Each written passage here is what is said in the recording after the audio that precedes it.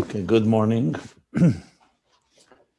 Beis, volume 2, on page 1158.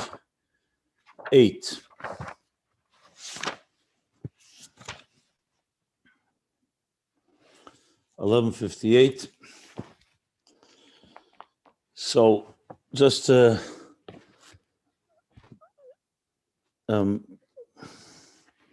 catch everybody up to speed, including myself. So we've been learning about different types or different levels of Bittul, of selflessness, which is the antithesis of the Yesh. So if you have Yesh Amiti, the creator, true reality, absolute reality, you have the Yesh HaNivra, the created reality. Its only validity is because God created it. It doesn't have any validity of its own, but it's not aware of it. Because the Yesh feels like a Yesh, an entity, a self-contained entity, which we learned based on not based on what it says in Ageres HaKedesh 20, that this Yesh HaNivra feels that way because it comes from the Yesh HaMiti. And then we have the Ayin Be'emtza, this channel in between called the interface. That's by definition called Ayin, not Yesh HaMiti and yet not Yesh HaNivra, because its entire existence and identity is not self. It's Ayin, it's the opposite of a self. There's no it, because it's connected and attached to and completely aware of its source, as opposed to the Yesh. So the Yesh has the powerful quality that it has something that's similar to Atzmus. It's true, it's not its own, it comes from Atzmus, but the mere fact that it feels like a self-contained entity, that in le'ilah v'siba, does not sense any source, that itself comes from a very deep and unique element that's exclusive to Atzmus, because only Atzmus has no source. On the other hand, the Ayin is the key to any transformation, to any sublimation, to any elevation. Because if things stay just Yesh Amiti, Yesh HaNivra, then where do you go from there? You know the reality is the Yesh HaNivra was created by Atzmus. That's all you know. And you know that its entire existence, as we learned, is really Elikus, but the Yesh doesn't know it. So the Ayin Be'emtza serves the role of creating divine awareness and divine cognizance to experience Elikus. Not just the fact that you were created by Atzmus, but you should feel it and it becomes integrated in your system. This Ayin itself divides into two. One, an Ayin, a Bittul and Oir, that's reflective of its source. And a second, a Bittul of Oir, that relates to the creation. The Oir Eliki, the divine energy that enters in and gets enclosed, Bislapshus, Koyach HaPoel Benifel, each creation according to its needs. We haven't talked about the Ayin of the Yesh HaNivra for a while. We will get to it soon, the bottom of this page, but we have a few more steps to get before we get there. Now, this Ayin of the Yesh HaMiti, there are three different ways to explain, or three different levels where we apply that Ayin. It could be the Lifnei Atzimtzum, which is completely only divine consciousness. It could be the Ayin of the Yesh HaMiti, and the Ayin of the Yesh HaNivra would be then the Hispashtus Ha'er, not Etzem Ha'er, before the Tzimtzum. That's one interpretation. So that would be the Ha'er that already is in divine consciousness, at least, considering and envisioning existence.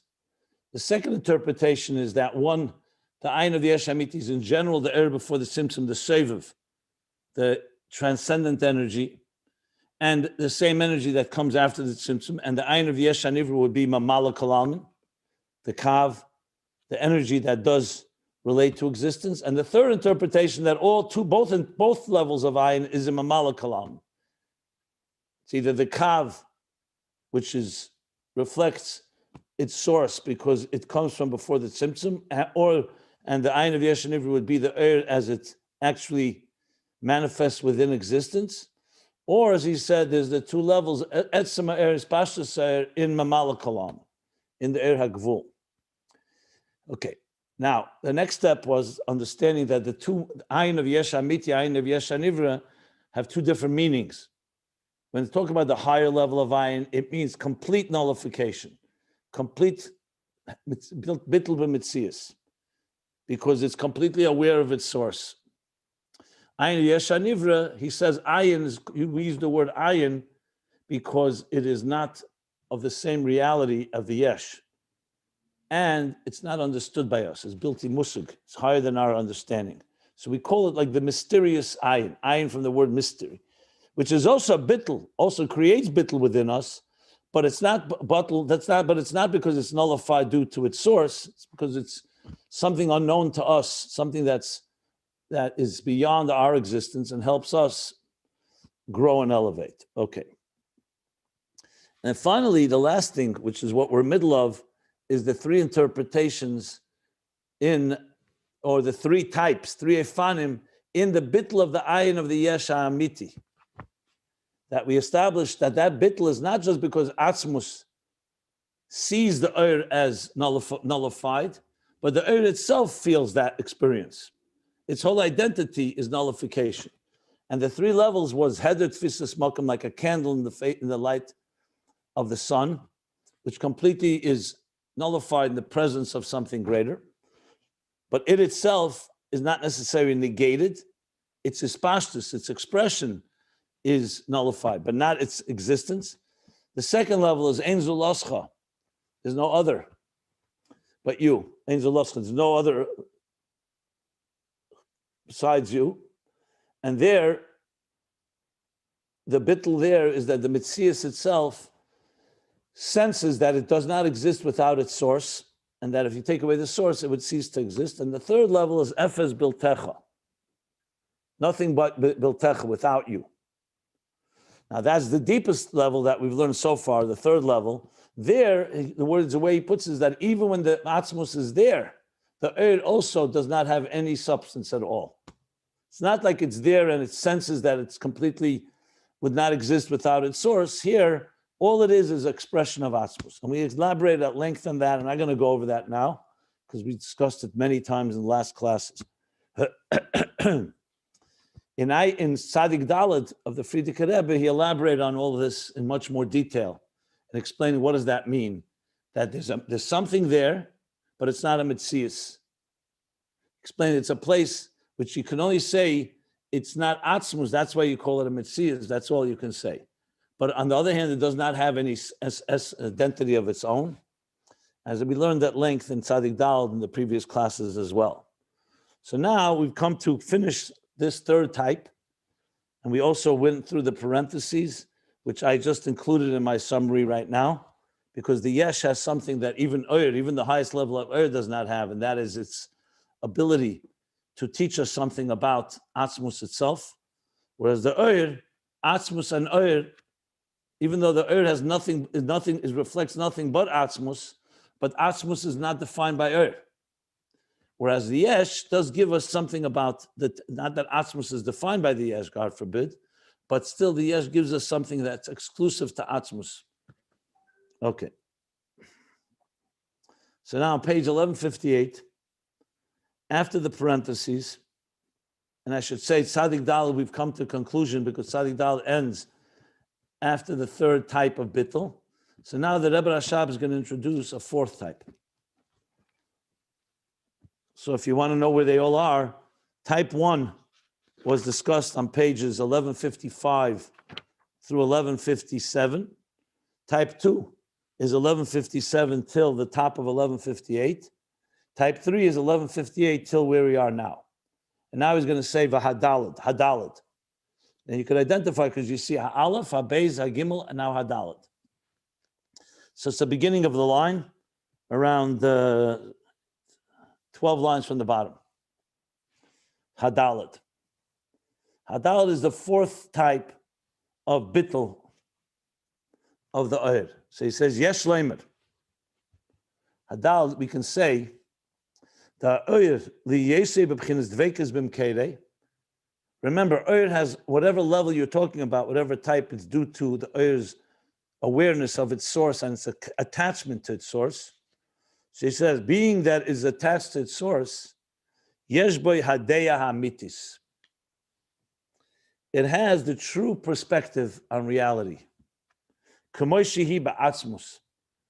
The way Atzmus has the way the perspective is within Atzmus. Ta'kol hu b'chinas ayin ve'efes mamish. That everything, from Atzmus' perspective, is completely nil and void. Nothing exists.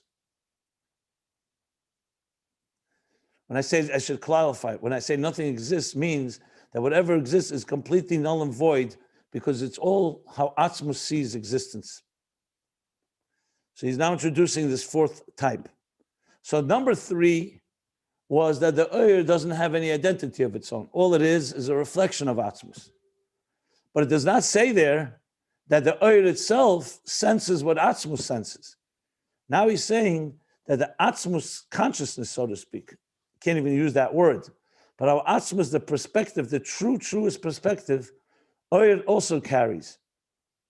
And we'll soon explain what that means and how that is relevant to us and our lives. So he says, the Adeya Amitis, which is an Atzmus, that Das Elyon, that only Atzmus sees, how Atzmus literally sees all of existence, Kamoy Keinu Ba'oyer. Hadeya de Ein Sof Hu HaYesh Amiti. Also, Oyer, in this fourth level of Bittul, Oyer is essentially a transparent and carrier of that perspective that the true Deya, the Deya that Ein Sof is the Yesh Amiti, Ein Sof he means here Atzmus, is the true reality, V'kula Kamei Kelo Choshev, and everything before him is null, is loy, keloi, as if it doesn't exist, has no value. B'chinas Ayin ve'efes mamish. Ayin ve'efes mamish, Ayin and Efes. Ayin is a form of Bittul, but it's still something is there, and Efes, totally nothing. The Meshum Zeh, and because of this, Hu b'chinas Ayin ve'efes mamish ba'atzmei.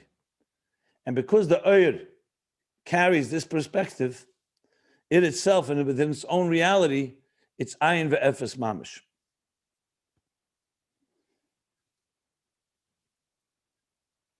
Now, just always to qualify, when we say that it's Ayin ve'efes, so of course the obvious question is, what do you mean? Didn't God create existence? But that does not mean existence has any value of its own.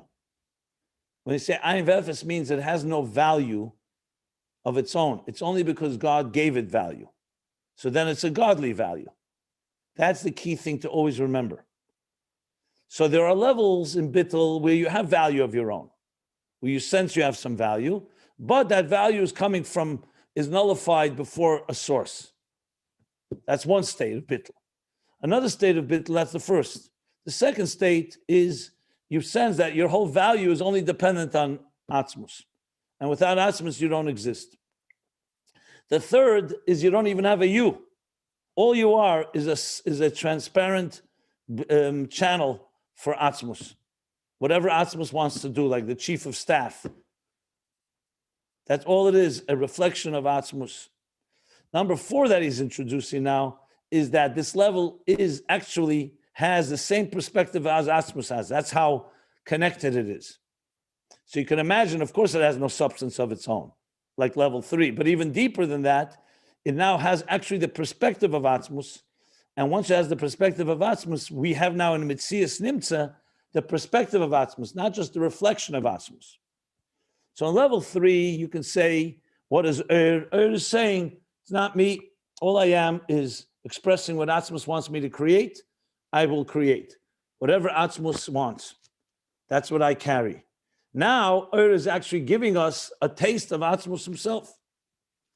Not like the Yesh does, because at the end of the day, Ur is Bittul. It's not a Yesh. But it is as close as possible in consciousness to have an awareness of how Atzmus sees existence.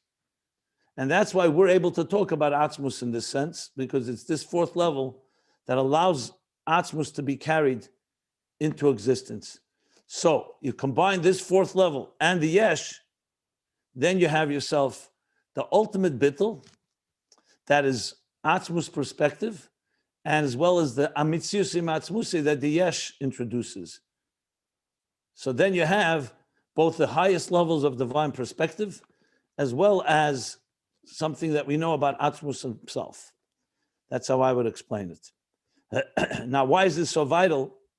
Because this, we talk always about the interface, the ultimate connection. As long as we don't know God's perspective, it's still going to be in some way our perspective. Maybe a very high level of nullification and bittul, but nevertheless, it's still our perspective to some extent. Here, we're being taught that actually carries God's perspective, that we can imagine at least, and obviously grow through our Avodah, to seeing existence as God sees existence. That's essentially what he's saying here. Now, we didn't finish, and it says, V'hainu. This means,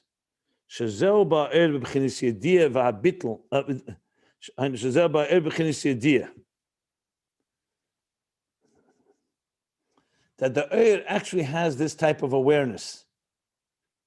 But what is the awareness? It's Atzmus awareness, not Eir's awareness. I'll explain what that means in a moment.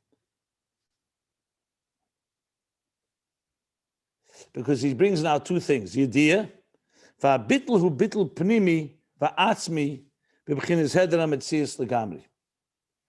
And the bitl of Eir is a bitl pnimi. It's an inward, meaning through and through. It completely saturates the Eir. Va'atzmi, and it's pnimi and atzmi is in the inner, and the atzmi, the very core of the Eir. B'chinas heder ha'metzias legamri. Completely no existence at all of its own. It's basically simply the idea of Atzmus in the state of awareness. Okay, let me explain what this means. If you recall, when I explained level 3, I said that Atzmus is built in Metzias Nimtza. Built in Metzias Nimtza, which means a non-existential existence, or essentially saying it doesn't exist, but it doesn't not exist either, because it's not in any way have any commonality with us, with what we call existence, I should say. And most importantly, and this is a key point now, it also doesn't even have the word called awareness, because built in Metzias Nimtza is just an existence, because it's real because it's real. It doesn't need to be appreciated. It doesn't need to be proven. It doesn't need to be measured. The very concept of an empirical proof, for example, doesn't apply to it at all, because every proof is part of a creation. It exists because it exists. Eya she'eya. I am because I am. Or the three expressions that we could use is Metziusim Atzmusei. Its existence comes from its own reality. Built in Metzias Nimtza, non-existential existence means it's not existent in what we call existence, which always has some form of handle, some definition, some description, some proof, some parameter. When you say something has no definition, and you go further and say even the word no definition is not appropriate, because that too is a definition. Completely beyond that. And the third term, mechuyev hametzias. It's the only existence that must be. Nothing else must exist. So when you're talking about that type of state, if you really think about it, it doesn't need another. It doesn't need recognition. It doesn't even need consciousness. Because very word consciousness means I'm conscious of myself. I'm conscious of this table, of these chairs, of you. There's no need for any verb or any type of expression altogether. But then in the mysterious Nesava Kadosh Baruch Hu, which we'll never understand because there's no why there. There's no reason. So Atzmus desired, and even that's a limited word. It's the best we have to be able to say something in a sentence, to have a dir b'tachtenim. It's not because he's lonely. It's not because he needs it. It's not because of anything, because there's no cause. It is what it is. And that's all we can say. Like it says in my Marim, we know what he wants, but we don't know why he wants it.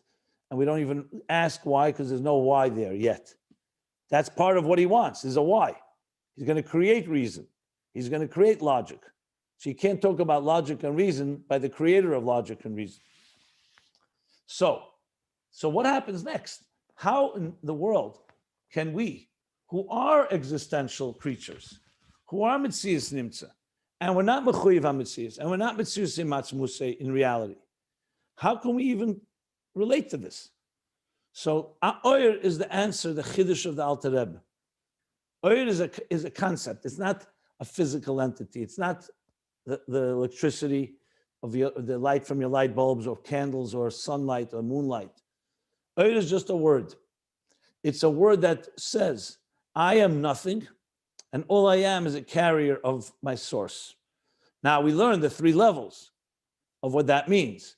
But the ultimate level of Oyer is essentially saying that this built-in Metzias Nimtza now has the word of a perspective. There's a perspective. Now you could say built-in Metzias Nimtza Atzmus doesn't need perspective. Well, even the very statement to say, how does God look at existence, is not really a legitimate statement if you think about it. Because God doesn't have to look at anything. He is what he is. He created it. Obviously, it's all basically based on his choice to do so, and that's it. Why do we need God's perspective? What's your business? We don't even know the perspective of great leaders, of a Rebbe. What is this God's perspective? But that's what God wanted. He wanted us to see the world as he sees it. Now, he didn't need to do that. He could have left a gap and say, I created existence, figure it out. Work on yourself, refine yourself, climb the ladder, reach as deep as you can. But you're not going to be me. You'll never be me. You'll never know what is going on in the world of the ultimate Metzias Nimtza. But that's not what he wanted. He wanted a relationship in the deepest possible way. I want you to, in some way, see my way of looking at things. So on a lower level, the mere fact that you have tzaddikim, rabbeim, people who are Yedei Das Elyon, what does that mean? They knew how God looks at existence. Atzilus tells us how God looks at existence. Atzilus tells us what Chochmah Bina Das should really be like. What's the perfect quintessential archetype of intelligence? Atzilus tells us what's the perfect quintessential type of emotions. Love, chesed, gvura, teferes, netzach, chayd, yesed, malchus. In Bria, it becomes more of a yesh, beginnings of a yesh. In Yitzir even more, Asir even more. But Atzilus does tell us what God wants of us. He says, just as I'm compassionate, you be compassionate. But what's missing? Atzilus only tells us what God wants in the structure. It doesn't tell us about God's perspective beyond the structure. That's why you need higher levels. And the highest level is what we're talking here, the closest we can define how, if God we know does not need perspective beyond everything, but he chose to have a perspective. If you were able to say that Atzmus has perspective, what would it look like? That's what this 4th level is about. The 3rd level is not telling us about Atzmus perspective. The 3rd level is telling us that all I am is a reflection of Atzmus. Everything that exists is simply Atzmus. Remember, we learned in the Bittul of the 3rd level, in the Nevroim, it was the Bittul. What was the Bittul? From Tanya, from Shiur V'Amuna, that all of existence is really Elikus. That's what the 3rd level teaches us, that everything is Elikus. Or you could say that godliness is everything, as we learned as well. Actually, we learned that in level 2, to be honest. Tzva HaShamayim. But regardless, the point is that there you know that everything is just a reflection of Atzmus. But nowhere was it said that you have a perspective of Atzmus. Now we're coming to the ultimate yichud, where we say that we can actually, Atzmus in his own way, in his own mysterious way, put non-perspective into perspective, if you wish. A state that transcends everything. He put it into a built-in Metzias Nimtza, was transferred into Metzias Nimtza, that we also have some form of sense, and we could come to see things somewhat the way Atzmus sees things. Can it be complete? Obviously not, because we are not God. When Hashem said to Moshe, no one can see me and live, that's what he was saying. You can't be me and be you. It doesn't work that way. But if you have bittul, like we spoke many times, uponai lo yiro, you don't look, you are completely nullify yourself, then you can come to start seeing it my way. But you can't have it both ways. But you can reach that level until you go through the lower levels.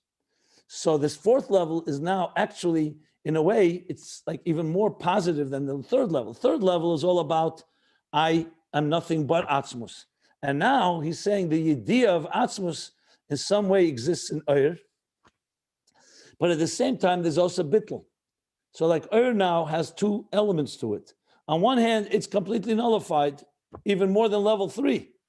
On the other hand, however, it's carrying God's perspective. So obviously it's not a separate entity because it's all Atzmus, but it's Atzmus in the world of Metzias Nimtza to some extent. That's how I would explain.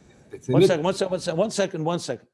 That's how I would explain this piece. Now, I want to say something. I'm happy to take questions now, but I would suggest strongly that you should absorb this before you try to analyze it, because it's not such a simple, what I describe now takes a lot of thinking of how to understand this concept, because this is not just Das Elyon, that God sees the world, because that could also be Atzilus. Atzilus is also in many ways a perspective from God's eyes. This is talking about Atzmus now. We're talking about perspectives that are beyond the structure of existence even. That it's basically the beginning process where I've said a number of times where Atzmus meets Metzias Nimtza. So it's a very subtle place. It's still completely an expression of Atzmus, because remember, just as we say that Atzmus, that Ein Sof is not defined by definition, by Bligvul. And just like he has the power of Bligvul, he has the power of Gvul. This is my own thought. You can say the same thing. Bilta Metzias Nimtza is not defined by Bilta Metzias Nimtza either. He could manifest in a Metzias Nimtza. It still does not negate his Bilta Metzias Nimtza reality, just like Gvul does not negate that he has Bligvul. But the truth is, it's really beyond both. So Bilta Metzias Nimtza, by definition, means since it's not an existence as we know existence, that existence could also have some elements that are similar to what our existence is like. And that's where Ur comes in, where Bilta Metzias Nimtza meets Metzias Nimtza. And the fact that we can talk about it tells you that we're having some taste of it. Obviously, those that really learn Chassidus over a lifetime and work on it and internalize it will have a better sense of it. But at least we have the beginnings of the journey here. Okay, go ahead. I'm open to any questions or comments. I just wanted to say that Ayin said that this level is another interface, sort of. That's the whole thing of Mavutsu. This is what it is. It's a bridge somehow. There's always a bridge within a bridge within a bridge. Makes it difficult. But fine. He said every level of Ayin is a mamutza. So yes, correct. The question is, in the interface itself, I'll carry the example further. Let's take a translator. You have someone speaking Hebrew, someone speaking English. Okay, they can't communicate with each other. Comes a translator, and he has to communicate between the two. He needs to know both languages, obviously. But more importantly, or equal important, he needs to be true to what is being said. He can't start tampering with it and change what the Hebrew-speaking person, and tamper with it or edit it. He has to be transparent. So it's a big challenge, because on one hand, he's going to speak a language to the English-speaking person that's not Hebrew. On the other hand, it has to maintain and preserve the integrity of the Hebrew in every nuance. That's not easy to do. If you were a loose translator, I'll tell you like many times we say, I can't tell you verbatim, I'll tell you the idea, the general gist of what he's saying. But that would not be a total interface. That would be partial. Since we're talking total, so this is like a big, big achievement. He has to then really not only repeat words, he has to also pick up the spirit and between the lines of what the Hebrew-speaking speaker is saying. So obviously the Hebrew, let's say, is the divine, Atzmus. The English is us, just as in the mashal. So Oyer is the translator. Now the translator has to understand obviously the source. That's clear. Without that, he has to also understand to some extent the recipient. Now, the question is he halfway in between? Is he half human and half God, so to speak? I don't mean it that way. Half godly and half human? No. Because we know it's Oyer Ein Sof. So even the lower levels of Ayin, which we'll talk about afterwards, Ayin as it relates to existence, is still Oyer. It's not Keli. It's not a Keli. The Ayin of the Yesh Amiti is what we're discussing, these 4 levels and 4 types, is the deepest level where the translator is only focusing right now on the source. He's trying to master, so to speak, trying to make sure that he conveys exactly what the source is like. And these 4 levels are essentially 4 types of being that sort of interface. So the first level, Hedet Tfisas Malkim, is a good beginning. Why? Because he's teaching that I'm nullified in the presence of the speaker of Hebrew, so to speak. I am nobody. All I am is nullified by him, but I still exist. There's something there.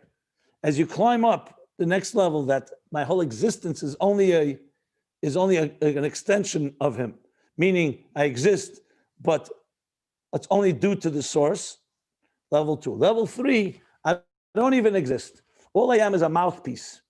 I'm so connected to what the speaker is going to say, in this case, the Hebrew speaker, that all I am is just like, instead of it coming out in Hebrew, it's coming out in English. That's all.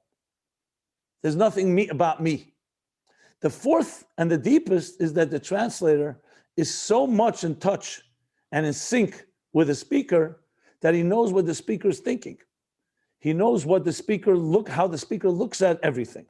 So he's not just conveying and just being a mouthpiece in English of the speaker, which would be level 3, because then, okay, it's coming out not in Hebrew, it's coming out in English. It's as if the speaker was speaking English, which is quite a feat, because that means that he's not even like, he's not in between even. He's just letting the speaker use him as a conduit for English, but that still doesn't tell us, does he fully convey the speaker's perspective? And level 4 is that the translator is not only an invisible, transparent mouthpiece, like a megaphone, that's just amplifying the voice of, in this case, Atzmus, in the language of Metzias Nimtza, which would be the English language in this mashal, but he's also telling us what Atzmus thinks, so to speak. Say thinks, the perspective that the source. So therefore, the recipient now, meaning the Nivra, which is this English-speaking individual, is not just getting a pure, undiluted message, but he's also understanding somewhat the perspective of the Hebrew speaker, which you could see that you could say there's a translator that does not achieve that. I could see a translator that knows Hebrew perfectly, knows English perfectly, is not in any way diluting or distorting the message, but doesn't mean he's giving you the whole profundity of what the Hebrew speaker wants to say. Like when we say Torah Shebiksav, Torah, and we learn Torah Shebiksav is like that 3rd level of Bittul, where what's Torah Shebiksav? It's God speaking to us.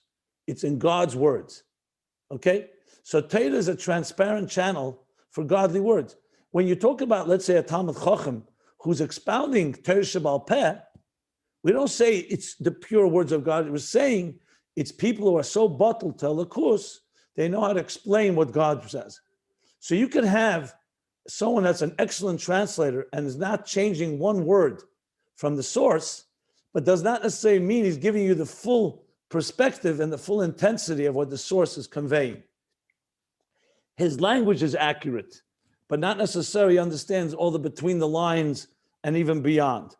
So in this mashal, basically level 4 is that he's giving us God's perspective on existence.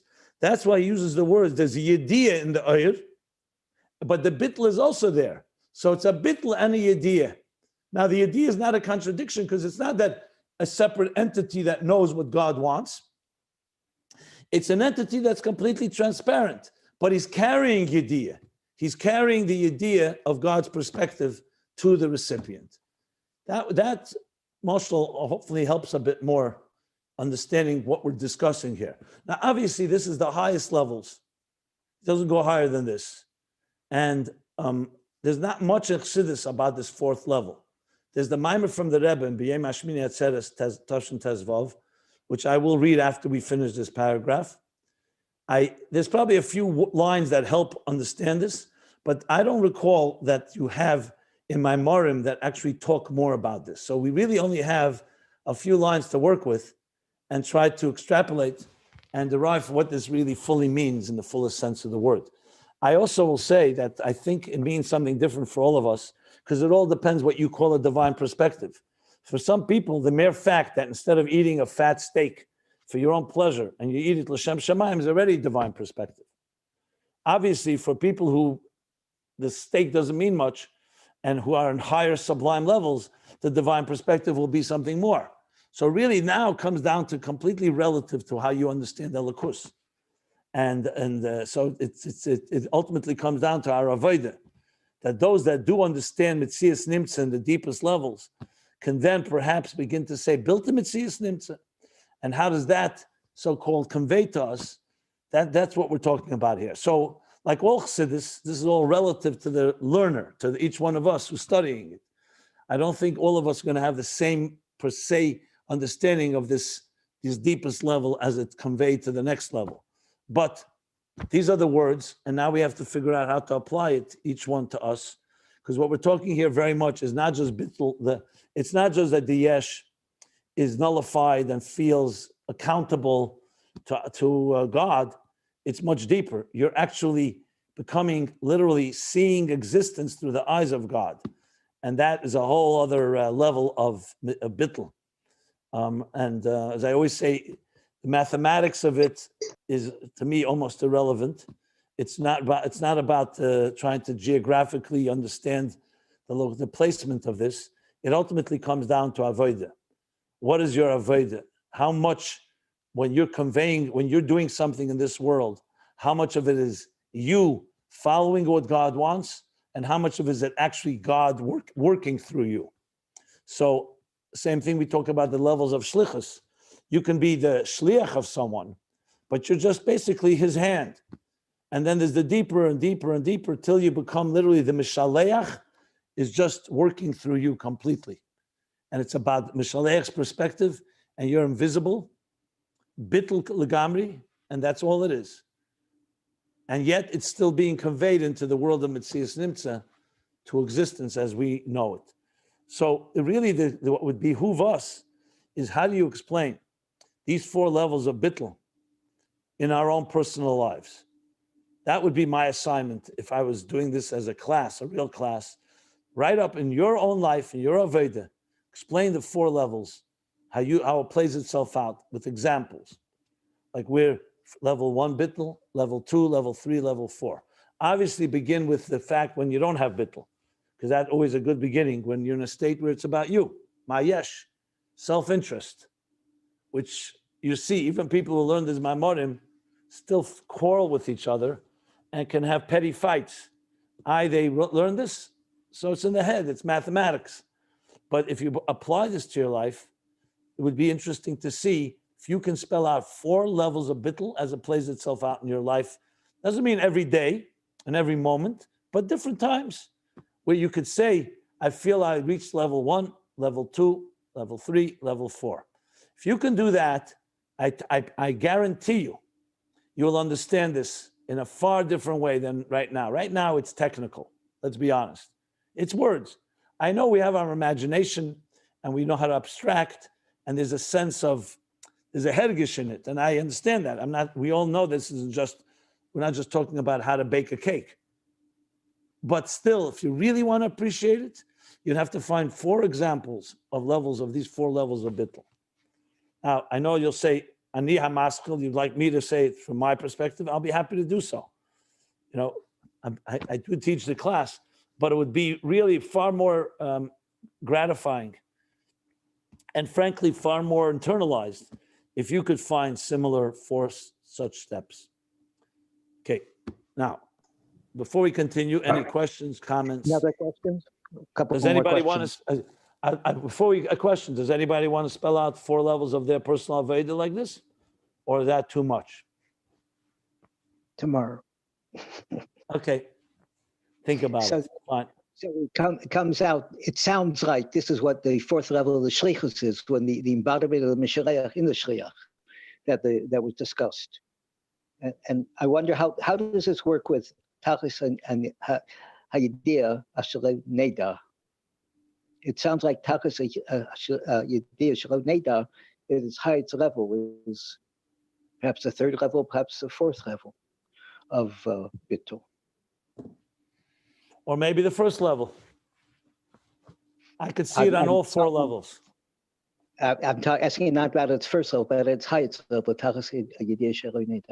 Well, I would start, frankly, from the 1st level. If you understand that on the 1st level, you can then move upward.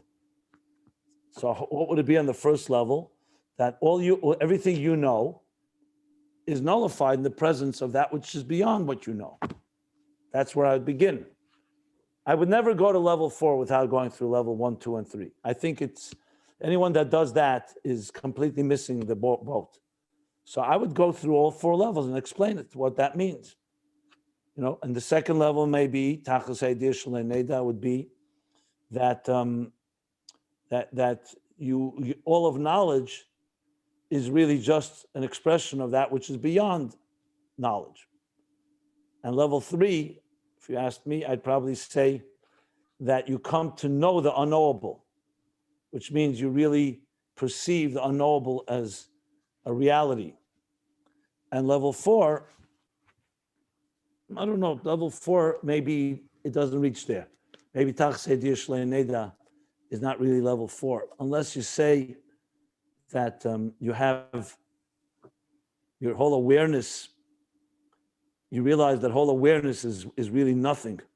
And it's really something that unknowable basically is more real than the knowable. And then the knowable is just some form of expression of the unknowable. Maybe something like that. I don't know. I have to think about it more. And I don't know even, to be honest, since he doesn't bring it here, and I've never seen it connected, it may be on lower levels altogether. Yeah, I mean, what I said now is speculation, maybe not.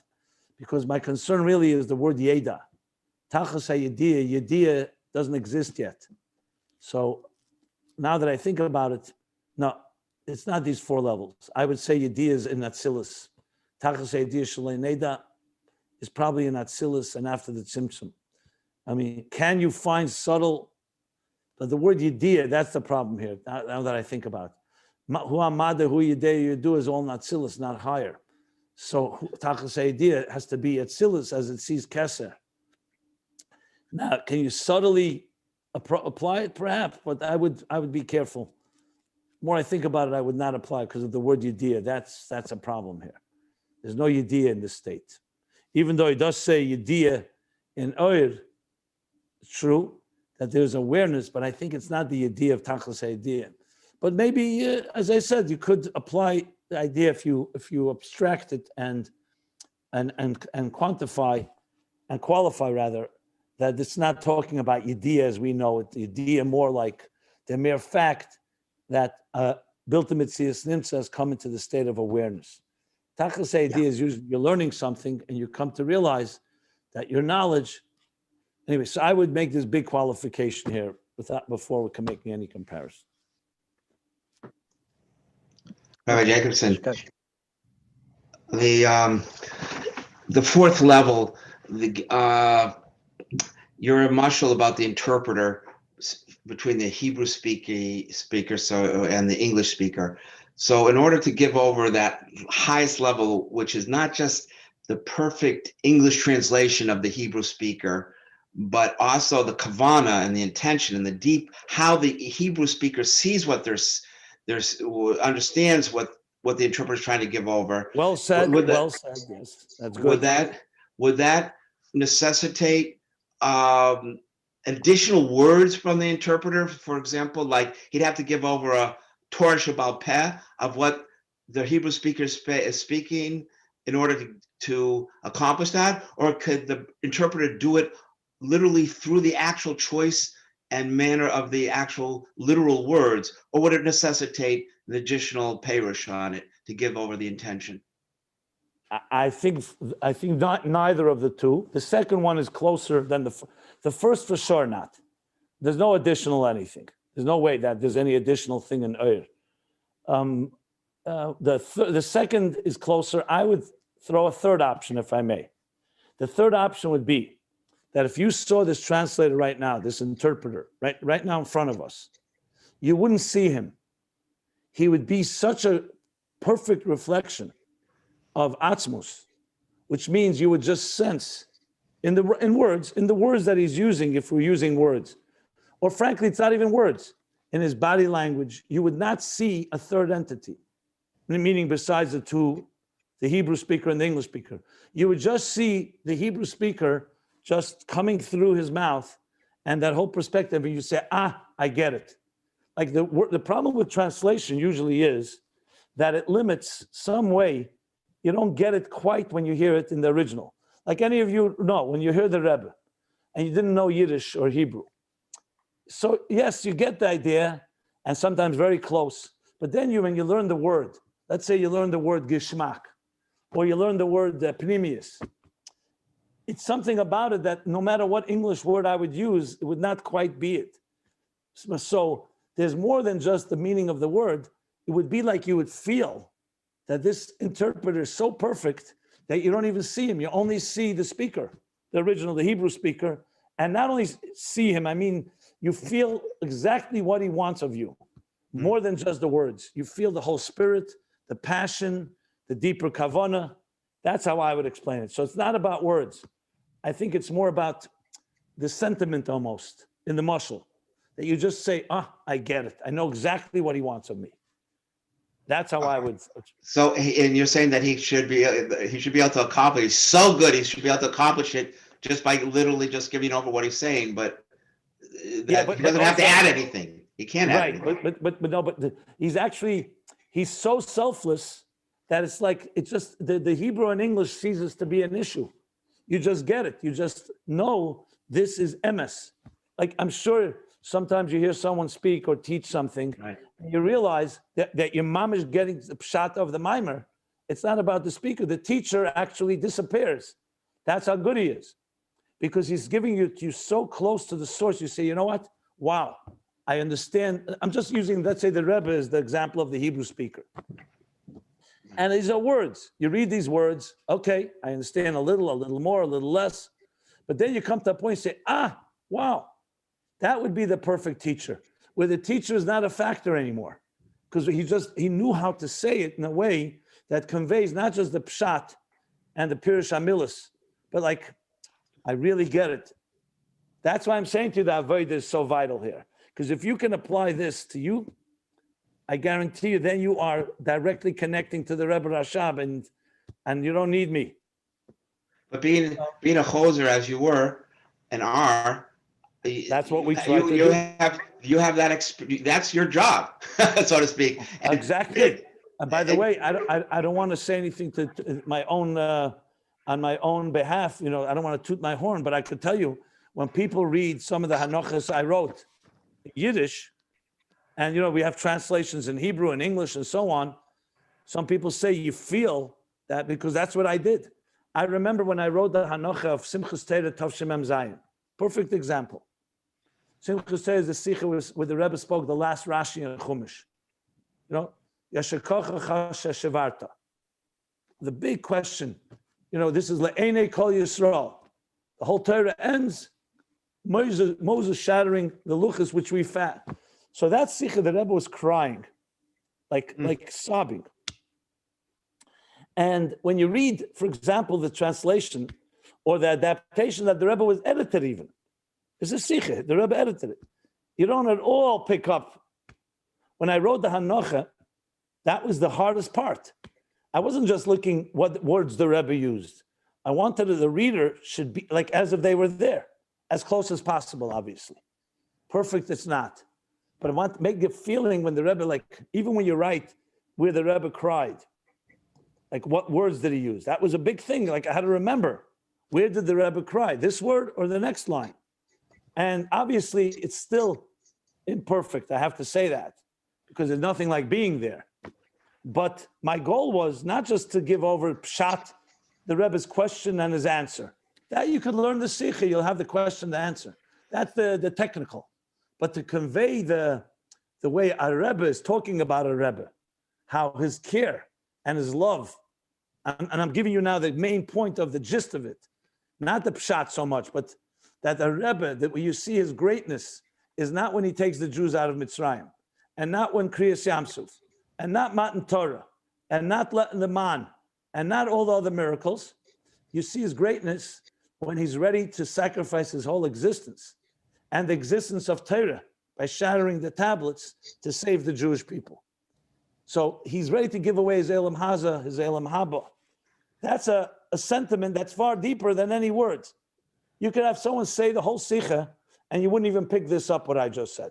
I mean, you may not. But when you hear it that way, you say, wow, unbelievable. You know, it's like it resonates. That's a very good word. If the translator can convey it in a way, the interpreter, in a way that it resonates as if you're hearing it from the source and the interpreter is gone, is irrelevant, then he's done his job because he's invisible. That was the real goal of a chayzer and a maniach. Now, did we always achieve it? Obviously, we're humans. We make our mistakes, but I was definitely always driven. I always knew that very consciously. It was very conscious and deliberate. Am I doing that to the best of my ability? Because I knew that in years from now, when people who weren't at the Farbrengen, and they would read it 20, 30, 40 years later, did you do that job? If you didn't do that, you didn't do justice to the cause, to the message. That's my point, though, because when you just gave it over like that, what you just did, that last Rashi, you gave us some background. You added a background that the Rebbe was crying and the this and this, and you were setting a scene in order for us to sort of like get it in its fullness, the kavana. So you did add a perspective. Hold on. No. But I would tell you, go read the Hanocha now. I just analyzed what I did. But didn't you say that in the Hanocha you say? No. Well, hold on. 1 second, you missed the whole point. I am analyzing what I did. What I did is the Sikha. This is not the Sikha. I'm giving you an outside just to explain what I did, the process.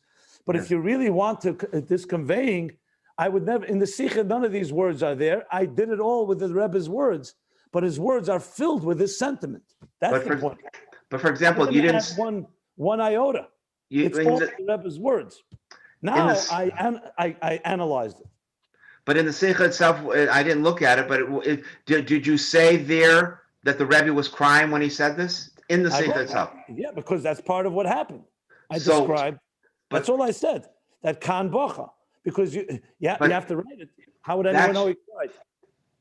That sort of shows when you say Kan Bacha, that shows like, in a sense, from a third perspective. That's not adding. I'm describing what happened. I didn't add that. But there's a you describing. Hold on 1 second. What are you saying? If I said the Rebbe should have cried here, or it felt like he wanted to cry, that's commentary. I wrote the fact. Just like he said the word Moshe Rabbeinu, he cried. All I did was write what he did. I understand. Doesn't that make you sort of like a narrator, a third person narrator saying, I'm observing the. Absolutely not. I'm describing what happened. I don't understand what you're saying. If I said I felt that the Rebbe should cry, that's commentary. But I wrote what happened. 1 second. Why don't you say the same thing? The Rebbe didn't write the Sikha. I wrote down the words. Why don't you call that adding? No, because the Rebbe spoke those words. And part of what he said was a cry. I don't understand what you're saying. Part of what he said was a cry. That's also what he said. I understand, but when you were saying that fourth level of Bittul is that somehow they give over just what the Rebbe did without any kind of third person perspective on it that is able to I can't repeat myself 50 times. Just like the Rebbe said the word Moshe, the Rebbe let out a tear. The word in Hebrew for a tear is called bacha. I'm not sure what you're saying. If I wouldn't write it, I would be taking something away. I'm taking away what happened. It happened. No, I'm I not sure. understand you're giving a clearer perspective of it, and No, it's very helpful. I'm giving but- the actual depiction of what happened. What are you saying? Clearer perspective. That's what happened. Anyway, I'm not sure what Okay, you're saying right now. all right. The second question I had was this fourth level. Is it like maybe the shliach? Remember, the third level is sort of like that messenger that just is totally batal to the mashaleach and just gives over the message. That's all he is. Could you say in a way that that fourth level is like that? I understand there's a level of shlichus from the Rebbe that was like, I think the term was used was kalbo, meaning that he has a shlichus to even understands the Rebbe's kavana so well, is so close and bittul to the Rebbe that the Rebbe says he can even, so to speak, act on his own because he knows he's totally in tune with the Rebbe's Atzmus of his kavana. Wasn't there a level of shlichus that's even higher than a regular shliach that the Rebbe recognized? First of all, in talking about any of these things, need to qualify if at all it's an example. A shliach is still a yesh. It's not oir. So even though the levels do correspond, but I just want to make sure that's clear that we're just corresponding. That's not the actual level of oir. That's number one. Number two, I would suggest we look at it inside, because not to create any misunderstanding which level is which, if you can bring the sikha and make a copy and show it to me, I'll be happy to then explain it. I don't want to talk from memory right now, because there's a lot of different sikhas on this topic and there are different ways. Some places the Rebbe speaks about 5 levels of shliach, not 4. So it would be important to spell it out, because each one is a different level and some may correspond more to level 3. So to do this properly, I would do it inside. I'm happy to do it, but if someone wants to gather together these sikhas, that would be better. I don't want to do it just from, I'm just too thorough and too grounded. We're talking about trying to convey exactly what the Rebbe is saying, not our interpretation. So to do that, it's critical to look at the source of what the Rebbe actually said, and then make the comparisons of the different levels. I did speak about it, but now when we're talking the higher levels, that's where it gets more subtle. So surely there's a level of shliach where all there is the mishaleach. But remember, level 3 is also the shliach is completely the mishaleach. There's no mitzias la'atzme at all. It's just a question of whether it's conveying with the mishaleach, the shlichus, or there's also the perspective of the mishaleach. That we have to see whether it says that exactly. There's definitely levels of bittul, but I would prefer to look inside before really coming to anything definitive. Is that book, there was a big book on shlichus that was put out a while ago, but is it in there? Do they have in there the 5 levels of the shlichus? Or 4th level? The Rebbe, The Rebbe speaks usually 3. He usually speaks 3, then sometimes he adds a 4th, and then one place he spoke 5. I think it was Chofav Tavshim Mem Beis maybe, or Tavshim Mem Aleph. No, later, Mem Beis or Mem Gimel even. In the book Sefer HaShlichus, it should be there. Yeah. Thank you. So if we look inside, it may be obvious, for all I know. It may not be so obvious, but I would be careful because there's different aspects here.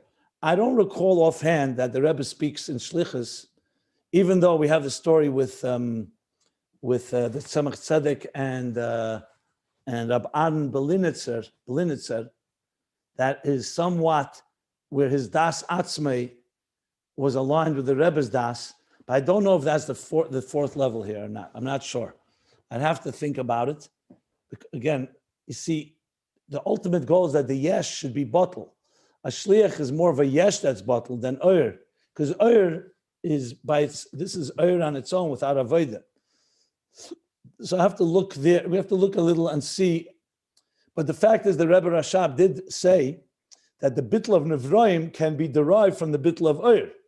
By level 2 and level 3, he made it very clear that those 2 levels of bittul we also have by us. So you could say the same thing by level 4, even though he doesn't spell it out.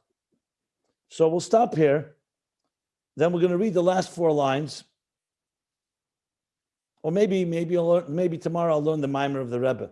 We'll learn the paragraph of the Rebbe that he addresses these levels. I'll see. I think that's what we'll do. So we'll stop.